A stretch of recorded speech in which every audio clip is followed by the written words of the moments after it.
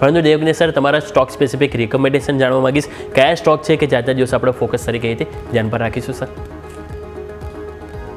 આજના દિવસે ફોકસમાં એકચ્યુઅલી આજના દિવસ કરતા અમે કાલે ક્લોઝિંગમાં IEX લઈને ગયા હતા, જે આજે 10% પ્લસ દેખાઈ રહ્યો છે.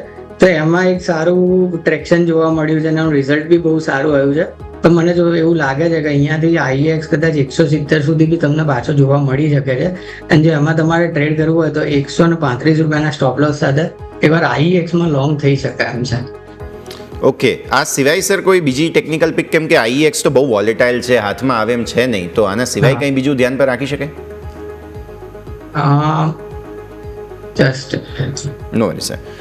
માર્કેટની જી પ્લીઝ કન્ટિન્યુ.